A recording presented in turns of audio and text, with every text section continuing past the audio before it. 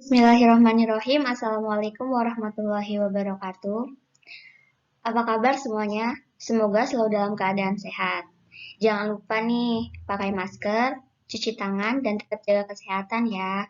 Terus kalau misalkan mau kemana-mana, jangan lupa ikuti protokol kesehatan yang ada. Nah, sesuai dengan RPP, ini pertemuan pertama kita. Di sini kita akan mempelajari tentang pengertian lingkaran dan sejarahnya. Jadi sebelum kita mengenal lebih jauh tentang lingkaran, kita harus mengetahui apa sih lingkaran itu dan kira-kira siapa sih penemu lingkaran itu. Nah, seperti itu. Yang pertama, kita akan membahas tentang pengertian lingkaran. Nah, di sini sudah ada.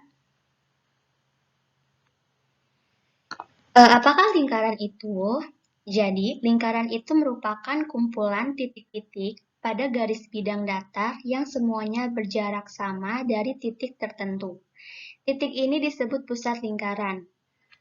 Nah, kumpulan titik-titik tersebut jika dihubungkan membentuk suatu garis lengkung. Nah, jadi di sini bisa kalian lihat ada titik-titik yang jaraknya itu sama.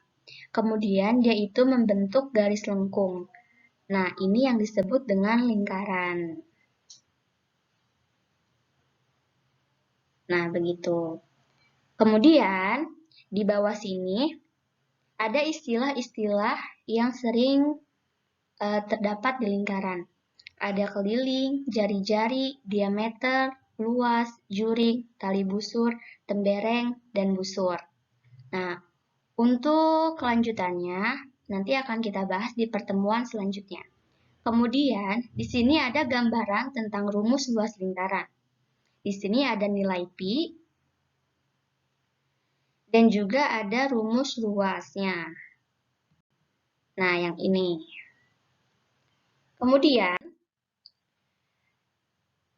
kita akan mengetahui pengertian dari masing-masing istilah-istilah yang ada pada lingkaran. Yang pertama, kalian bisa lihat panah berwarna merah ini yang disebut dengan keliling lingkaran, yaitu merupakan busur terpanjang pada lingkaran. Kemudian jari-jari, panah yang berwarna hijau, merupakan garis lurus yang menghubungkan titik pusat dengan lingkaran. Titik pusat itu selalu ada di tengah lingkaran ya. Kemudian ada diameter, merupakan tali busur terbesar yang panjangnya adalah 2 kali dari jari-jarinya. Diameter ini membagi lingkaran sama luas.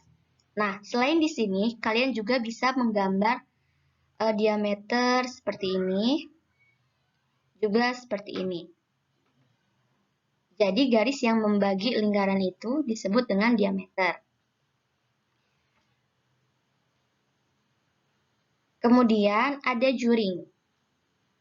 Merupakan daerah pada lingkaran yang dibatasi oleh busur dan 2 buah jari-jari yang berada pada kedua ujungnya. Kemudian ada tali busur. Yang ini merupakan garis lurus di dalam lingkaran yang memotong lingkaran pada 2 titik yang berbeda. Kemudian ada tembereng, merupakan daerah pada lingkaran yang dibatasi oleh sebuah busur dengan tali busurnya. Kemudian yang terakhir ada busur, merupakan garis lengkung baik terbuka maupun tertutup yang berimpit dengan lingkaran. Nah, jadi itu sekilas tentang istilah-istilah yang ada pada lingkaran. Kemudian di sini ada fakta lingkaran. Lingkaran merupakan bidang 2 dimensi yang memiliki jumlah sudut tak terbatas dengan nilai perkiraan pi adalah 22/7 atau bisa ditulis dengan lambang pi seperti ini. Nilainya yaitu 22/7 atau 3,14. Pi itu apa sih? Yaitu merupakan sebuah konstanta yang digunakan untuk menghitung luas dan keliling lingkaran. Kemudian di sini ada pi dengan nilai desimal pertama adalah, nah, ini bisa kalian lihat di sini. Nah, ini adalah nilai desimal 100 pertama pada pi.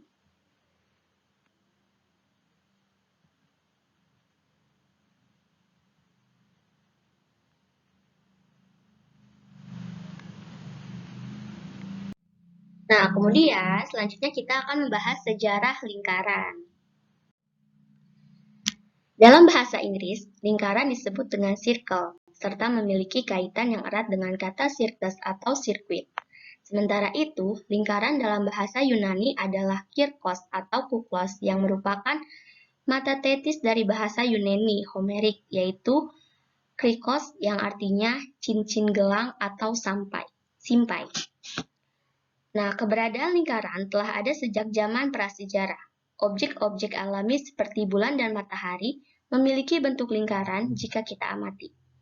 Penemuan bangun datar lingkaran juga telah menjadi dasar dari perkembangan cabang ilmu lainnya seperti geometri, astronomi, dan kalkulus.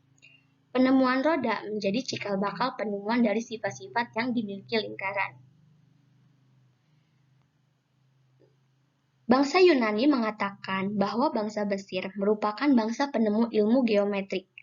Ahmes yang merupakan seorang penulis rin papirus mengemukakan aturan untuk menentukan luas lingkaran yang bernilai 256 atau 81 atau sekitar 3,16.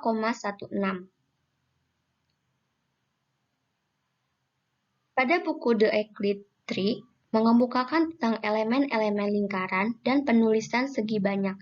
Salah satu masalah matematika Yunani adalah masalah mencari luas persegi dan luas yang sama seperti lingkaran yang diberikan.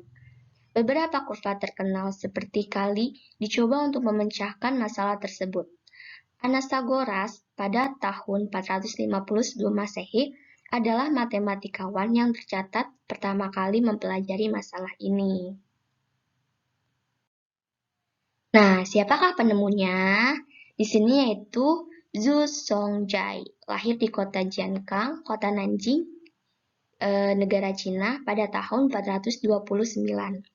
Sejak kecil, ia sangat cerdas dan suka pengetahuan di bidang matematika dan astronomi. Pada tahun 464, ketika ia berumur 35 tahun, Zhu Songjia mulai menghitung pi. Dalam sejarah Tiongkok, banyak ahli matematika berupaya menghitung pi, sedangkan hasil dari yang dicapai Zhu Songjia pada abad ke-5 dapat dikatakan merupakan kemajuan dalam perhitungan pi. Nah, jadi ada banyak ilmuwan yang mencoba untuk memecahkan bilangan pi.